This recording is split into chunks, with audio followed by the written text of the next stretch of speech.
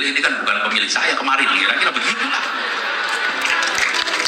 Ya, kalaupun ada bisa ngacung lah, bisa dihitung lah, kira-kira gitu.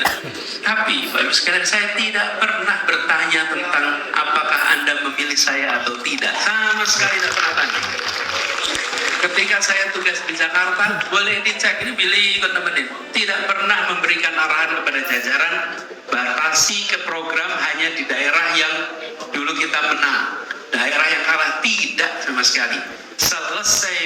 Selesai pilkada, maka itu adalah sejarah, itu sudah menjadi keputusan.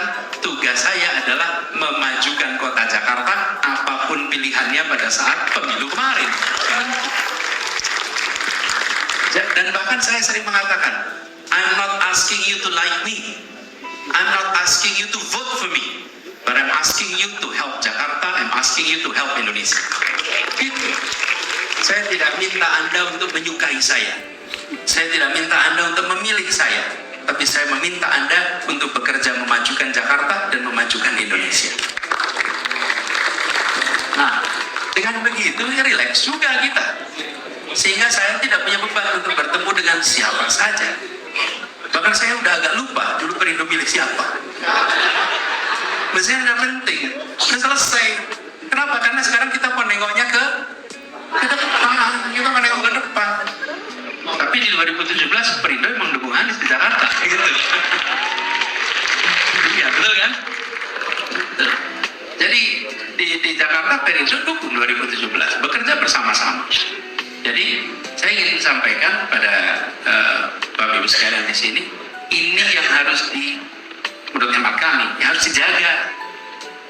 Jangan sampai kita tidak tahu ambang batas di mana sebuah perbedaan tidak boleh diteruskan. Betul tidak? Nah, saya mengikuti proses Pilpres. Ketika proses Pilpres kami melihat ada banyak penyimpangan, kami gugat ke MK. Kami bicara sama hakim, sampaikan pada hakim.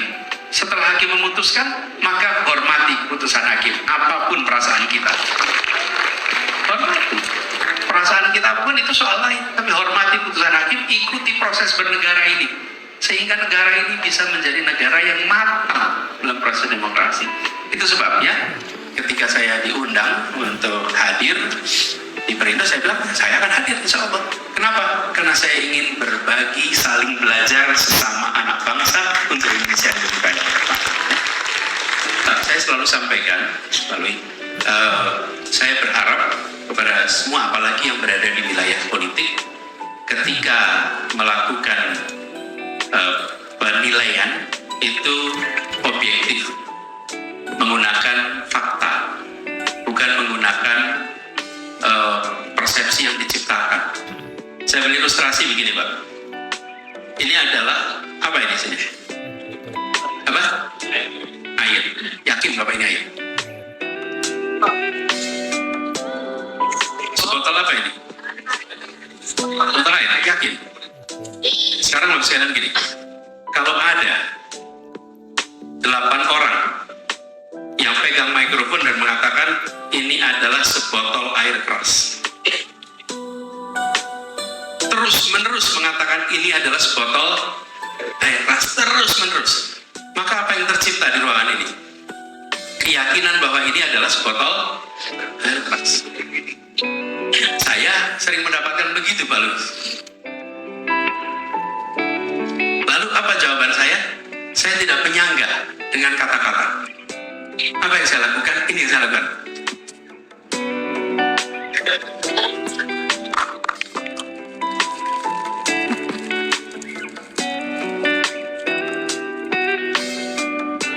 Jadi tudingan itu tidak dijawab dengan kata-kata. Tudingan itu dijawab dengan kenyataan. Bukan pernyataan. Jadi kalau dikatakan menggunakan agama, menggunakan sektarian, isu anti minoritas, anti macam-macam, itu yang mengatakan pakai mikrofon kuat sekali, Pak. Sehingga gaungnya ke seluruh Indonesia, Pak. Saya nggak punya mikrofon, Pak, nggak punya media, nggak bisa bayar buzzer, nggak bisa menandingi suara itu semua. Lalu apa yang saya kerjakan? Ya sudah, saya tunjukkan kenyataannya. Silakan cek di Jakarta, apakah pernah ada praktek-praktek seperti yang ditudingkan. Kalau tidak ada, maka terima kenyataan. keras, ini air untuk diminum. Nah, masalahnya kita tidak bisa menyalahkan. Tidak semua orang mau mencari informasi secara lengkap. Itu faktanya, tapi nggak apa-apa.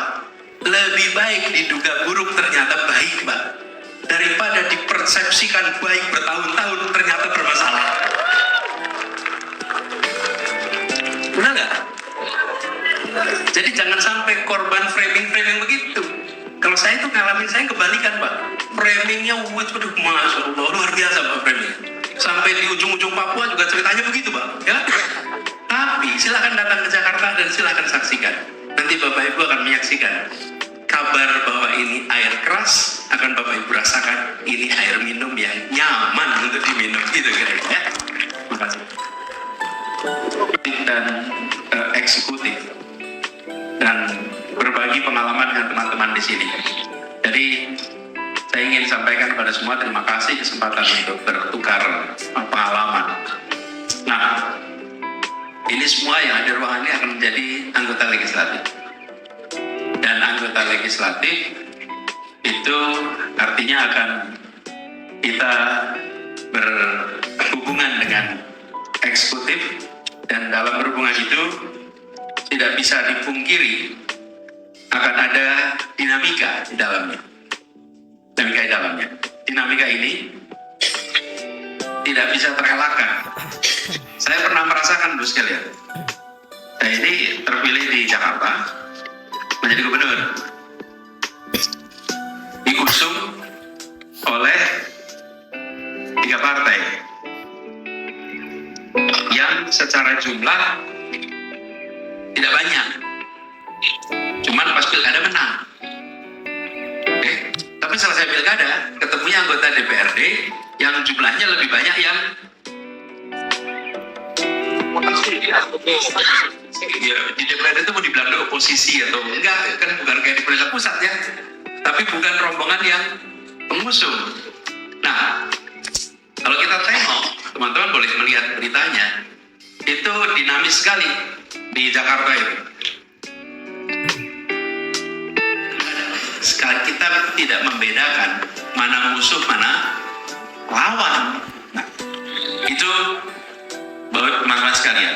Kemudian saya menarik percakapan tentang perbedaan itu menjadi tentang substansi. Jadi saya usul pada Bapak sekalian, ketika mengkritisi itu mengkritisi substansinya, gunakan data, gunakan temuan lapangan, pertanyakan SWOT-nya, pertanyakan dampaknya, pertanyakan efisiensinya.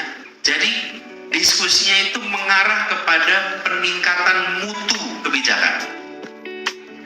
Ini mendasar sekali supaya proses pengawasan yang Ibu sedang kerjakan itu pengawasan yang memang berdampak kepada mutu pengambilan keputusan, mutu karya yang dihasilkan. Ini beberapa contoh saja, Bapak sekalian. Kami mengerjakan Jakarta International Stadium di utara sana. Itu debat, diskusi keras, pengawasan kolkat sampai ada jadi barang, sampai jadi. Dan itu melewati proses pengawasan pemantauan yang sangat ketat. Banyak sekali kritiknya, tapi tidak kemudian itu dimatikan kritiknya, itu digunakan untuk membuat karyanya lebih baik. Dukungan media itu tidak tersedia. Bapak-bapak, Ibu di sini dari berbagai wilayah, itu di kabupaten kotanya tidak ada media. Ini berbeda dengan kami yang di Jakarta. Yang di Jakarta ini, lubang di jalan saja itu jadi berita. Dan jadi beritanya nasional. Jadi pengawasan itu, Bapak Ibu tadi bicara soal pembahasan anggaran. Itu kalau pembahasan anggaran di Jakarta, dimulainya pagi, sore, selesai, itu media-media semua nulis itu Pak. Kenapa? Anggota DPR-nya dibantu oleh publik lewat media untuk mengawasi proses yang menyimpang itu. Itu yang tidak terjadi di daerah. Betul kan? Jadi Bapak Ibu protes sendirian, terus pemerintahnya bilang, ya terima kasih sudah protes gitu kan. Sesudah itu dilewati. Nah ini harus kita akui, ini tantangan kita. Mudah-mudahan nanti media yang ada di sini ikut membantu semua anggota dewan yang ada di seluruh Indonesia